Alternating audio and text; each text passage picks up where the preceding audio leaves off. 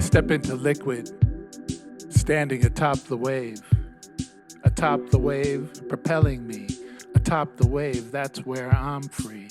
I step into liquid, surfing this one life. Moved solely by spirit. Fluid is this one life. Surfing with spirit, I step into liquid. I am alive, alive for this one life. I step into liquid, awake to transformation. Moving with the changes, liquid transformation. I step into liquid, changes liberation. I step into liquid, change is my salvation. Liberated by the sacred, freedom on my mind.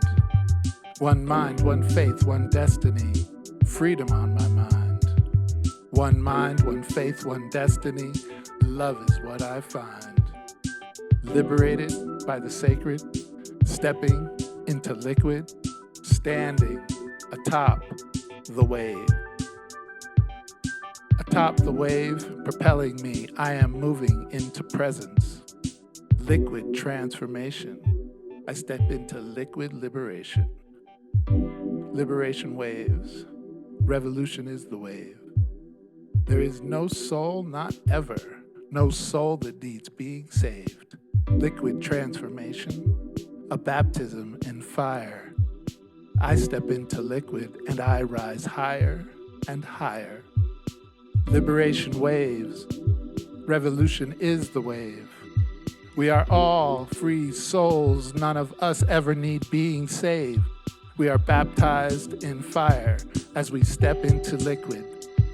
We rise higher and higher atop the wave. I step into liquid, surfing this one life. Moved solely by spirit, fluid is this one life. Surfing with spirit, I step into liquid. I am alive, alive for this one life. I step into liquid, awake to transformation. I step into liquid, I am liquid liberation.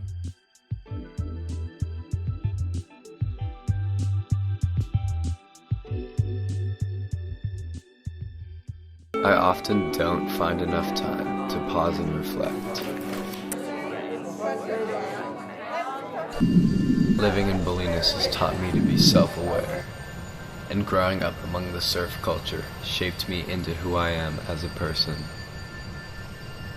The water is soothing and slow. You can't choose when the waves come. There is nothing to predict, so you're left to slowing your thoughts down and focusing on the current moment. Life has slowed down and the stress on my mind has melted away.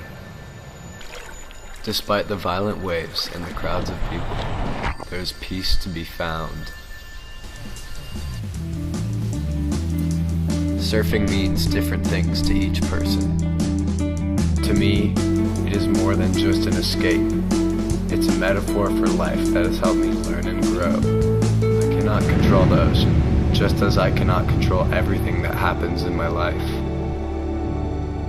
Our thoughts turn to feelings, and our minds are sensing the vibrations existing around us.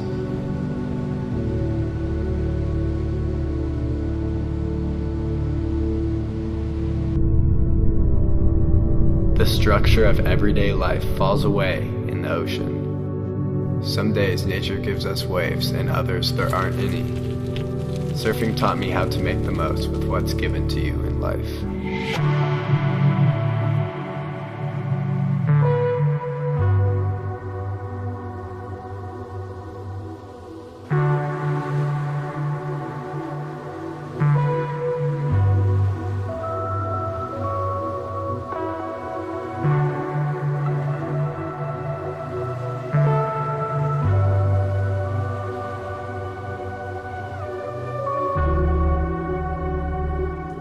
Reverend Amani Malaika here. Just a quick reminder that you can be a part of this mission. Love in action, transforming lives, transforming communities, by simply texting to give. It's an easy way to send a contribution to the work we're doing, transforming lives across the globe through our online reach.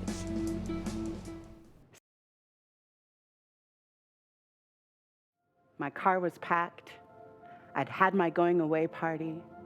I was ready to take a solo adventure across the country with my aching heart post-breakup. And next thing I knew, the towers had fallen from the sky. And my brain did not have a file for this. And yet there was a thing in me that said, I must go. And off I went, into the unknown with no surety about what I would find. And yet this urge in me said, go, go. And Ernest Holmes says, God is our adventure. Well, one thing I know for sure was God was all up in my adventure, because I didn't know where this was taking me, but lo and behold, my car breaks down outside Chicago. And I thought, with my aching heart and my mind blown, Chicago, this is as good a place as any. And Reverend Teresa Fieberts of CSL Cultural Coast says, the God adventure involves an expanded awareness that in life there is no risk, no failure, no uncertainty. Yet when you and I think about adventure, we often think about the inherent risk involved, like somehow it's not an adventure unless it's scary. And yet there's a place in us that knows that it knows that it knows that all is well. That the life is the life of the one. However we may think of that oneness, of that surety, true surety, that there is something greater, there is something good that is always present, regardless of circumstances. And when we connect to that truth in ourselves, that thing that says go, even when everything outside of us says scary, risk, that's an adventure that may be too much. There is a God place in us that doesn't experience risk, uncertainty. And this place can be accessed, and often is accessed in these times where towers fall, in global pandemic, in searing heartbreak. We often find ourselves touching that place, maybe more than we have when things are fine. And Reverend Teresa goes on to say, with an awareness of oneness, faith, and our active participation, the spiritual adventure unfolds through the divine urge that is inherently and eternally calling us into the greater yet to be. Well, I know for sure in 2011 that greater yet to be was calling me in ways that I had no idea what would unfold. And yet I stepped in a kind of grace that the crumbling of my life and the towers and the absolute chaos that the world seemed to be in actually moved me deeper into that faith, into, I don't know what's going to happen, but I got to take this step. I got to do this next thing in front of me. And it was that very urge that became undeniable. It was so loud in my spirit that I really had no choice. And yet I made the choice to listen. And I had no idea where it would take me, but where it took me was into miraculous answered prayers. It was the thing that took me deeper into my God adventure. And Reverend Teresa tells us that the word adventure has come to be associated with risk. But the Latin root means to arrive. And living in alignment with that divine urge, living with a willingness to open ourselves to whatever crazy thing that urge may be pulling us towards, pushing us to, is because we arrive, at the adventure of a lifetime, our God adventure. And it was that very divine urge in 2011 that took me to the answered prayers of living abroad, of world travel, of living my dream as a singer, and becoming a mother, and leading me to this moment right here with you.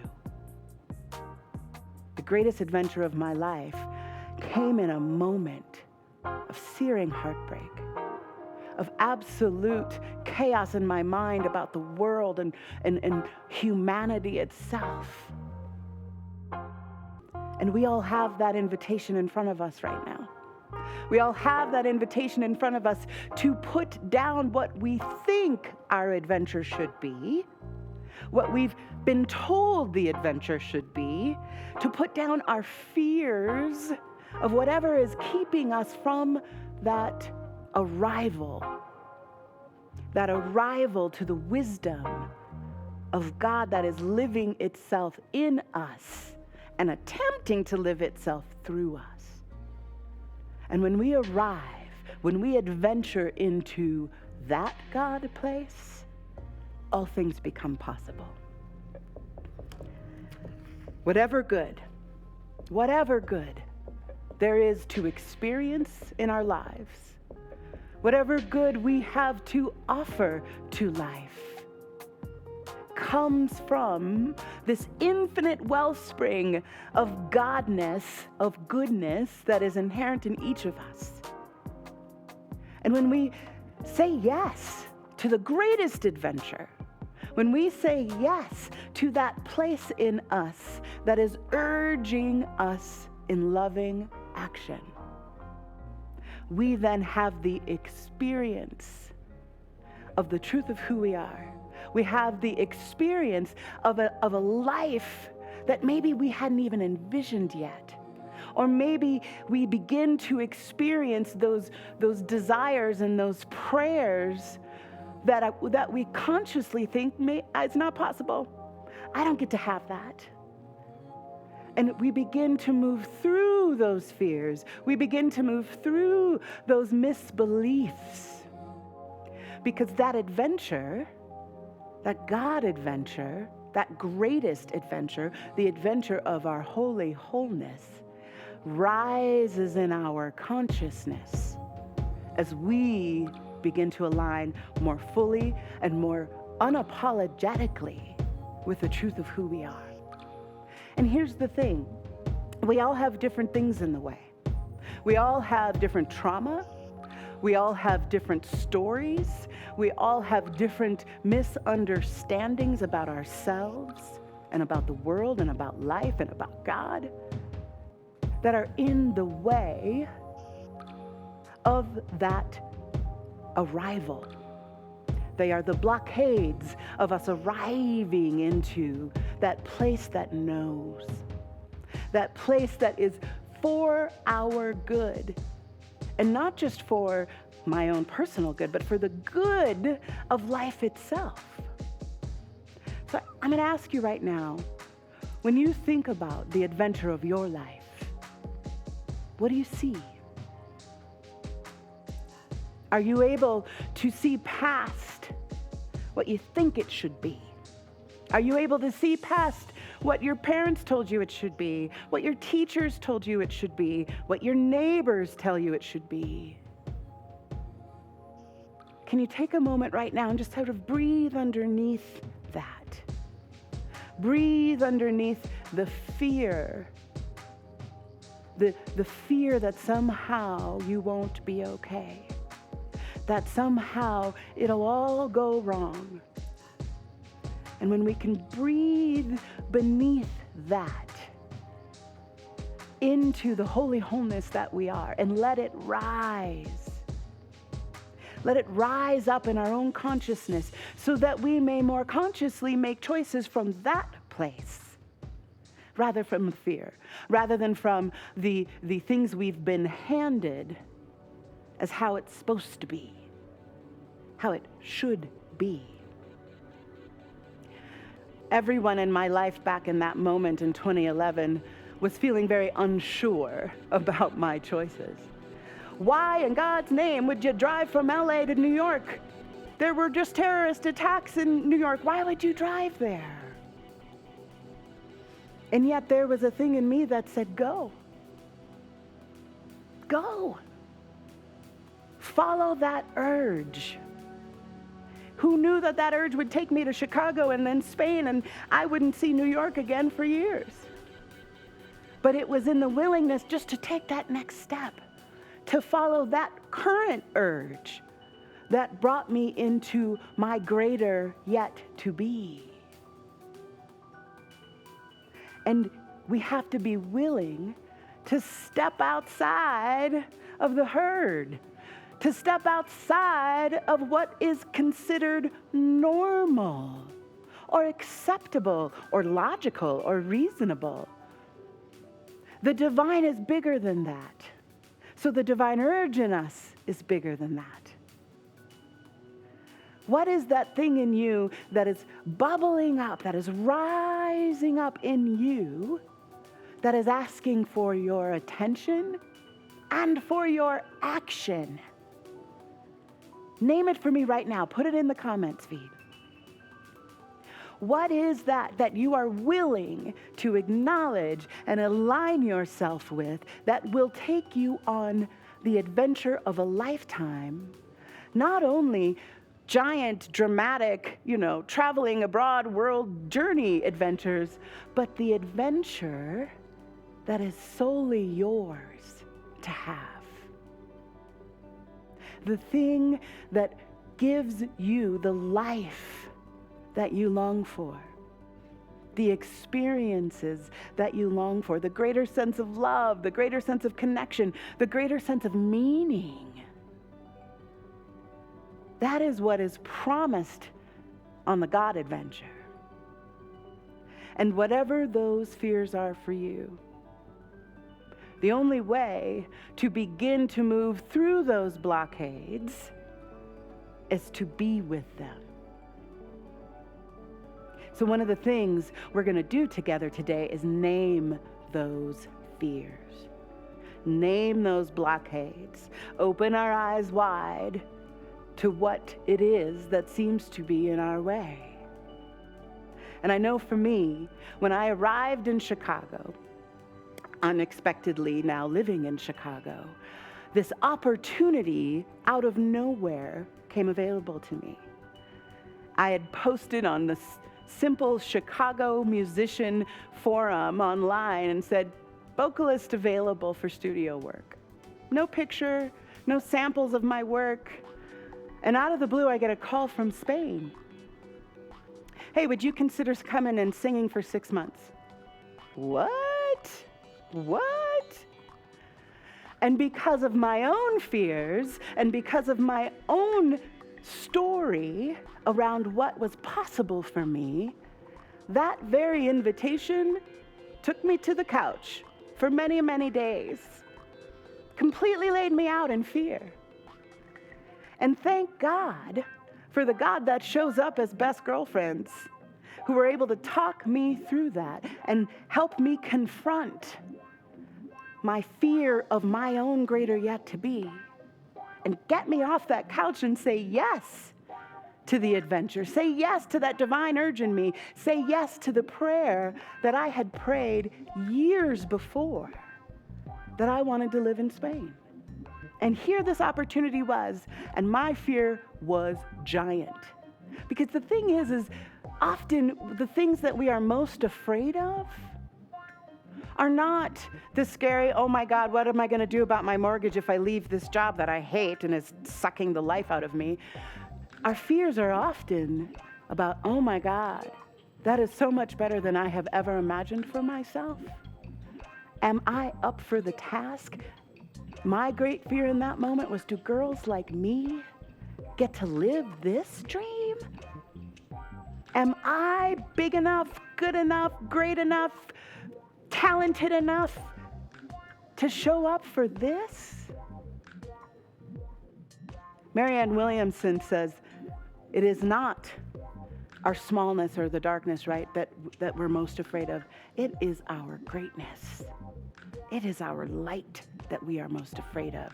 It is our shininess that often is the barrier to claiming the truth of who we are, which is magnificent, God-ordained beings who are here on purpose to give the gift of who we are. That is our entire purpose in this life. It is not to create change. It is not to be good. It is not to help your neighbor. Our entire purpose on this planet, if we have breath in our bodies right now, is to show up as the divine, magnificent, God-ordained, made person that we are.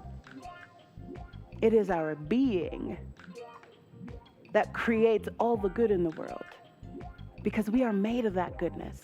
And when we show up as the holy wholeness that we are, there is no other possibility but good unfolding. There is no other possibility. And we must busy ourselves with getting what is in the way out of the way.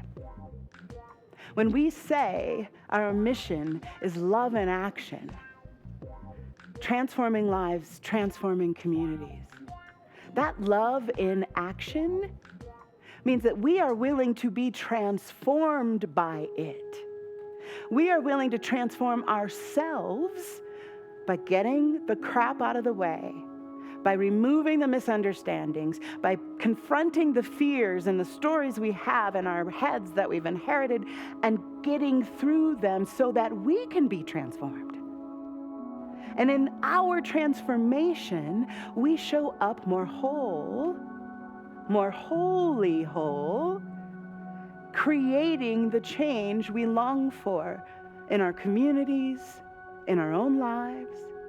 But that love in action has to transform us, has to transform our consciousness. And this is the greatest adventure we could ever say yes to and get busy with. And so I'm asking you to consider, what is the adventure you are being urged towards right now? What is that divine urge in you that you are willing to arrive at? Whether you got to crawl over some stuff in your own lives, whether you need to go and actively heal a trauma that keeps you from your greatness, whether you got to get on the phone with your girlfriend so they can get you off the couch so that you can arrive at that next great opportunity because you are surrounded by them. That much I know is true. You are surrounded right now by every invitation you will ever need into your holy wholeness. And every time we say yes to that next right step, every time we say, yes, God, I am open and I am available and I am willing to be transformed, rising up in our own consciousness is the holy wholeness of God itself. And as that rises up and begins to move through us, we become the loving action. We become the change that we want to see in our lives and in the world by our very presence, by our very willingness to arrive at the truth of who we are. This, my friends, there is no greater adventure. And when we do that, as Reverend Teresa says, when we participate consciously in full faith that God is all there is, which means it is right here as me, all is well. There is nothing to fear. There is nothing to worry about. There is no uncertainty because we know God. Because you know that God as you is absolutely holy and whole. So whatever may go down, whatever we feel unsure about, whatever mystery lies beyond that next step, God's got it. You've got it. And it is the joy we long for. It is the delight that we are promised as divine beings. But the only place that we're going to find that delight, where we're going to experience that joy, is by arriving here within, arriving to our wholeness, and saying yes to that adventure. And part of the deal is also saying no to conforming, saying no to what other people think about what you're doing. There's some no's involved in a holy yes. It means that you are willing to look crazy. You are willing to be unpopular. You are willing to be a stand for what you know is good and right. And you know it's good and right because you are in direct communication with all that is good and right in yourself. There is no book, there are no set of commandments, there are no rules that have greater authority than what you know in the very center of your being. Because in the very center of your being is the goodness and the perfection and the wholeness that is God. It is the only authority you need. It is the only adventure that I believe is worth our time. And why would we spend any time doing anything else? You deserve the greatest adventure of a lifetime. And I am thrilled to be walking that adventure with you. So when Reverend Teresa says, living in alignment with our holy wholeness is where we get these divine urges. And whatever good there is for you to experience, whatever good you have to offer to life itself, is through God's adventure as you. So your homework this week is to get the stuff out of the way. Whatever the stuff is for you. And one of the first things I know you can do to begin that work is to name it now. Name what's in the way for you. Put it in the comments feed. Claim it. Get it out of your head and out into the world where it has much less power. And I guarantee you, somebody's probably typing in the comment feed right now the very same fear you're working with. Name it. Get it out of your head where it's way bigger in your head than it actually is in life. And then we're going to make friends with those fears, with those misunderstandings. And Jack Kornfield, author and meditation teacher, says, our mindfulness practice should challenge us to come to the edge of what we're willing to be with, what we're willing to do, what we're willing to open to. If we keep avoiding the feeling of fear, then we have to build barriers and defenses. I think you know what he's talking about, friends. Closing ourselves off from every experience where fear might arise. And not only is this impossible to do, but it results in a narrow and restricted way of living. We close our hearts and close off the possibility of true vitality, compassion, and growth.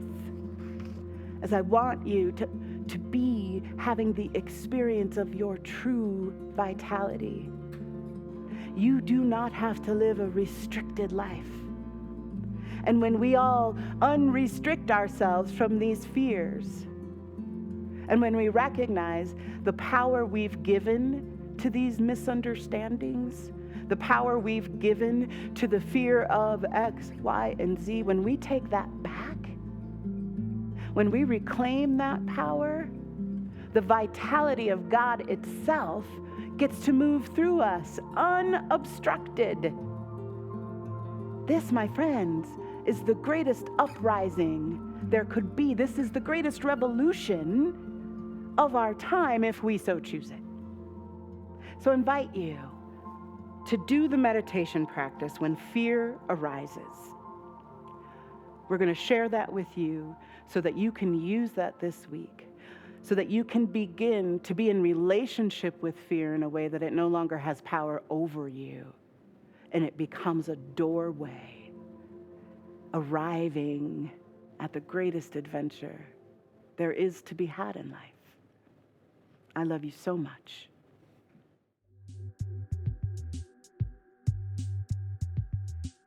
I step into liquid, standing atop the wave. Atop the wave, propelling me. Atop the wave, that's where I'm free. I step into liquid, surfing this one life. Moved solely by spirit. Fluid is this one life.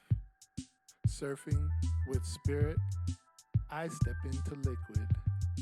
I am alive, alive for this one life. I step into liquid, awake to transformation, moving with the changes, liquid transformation.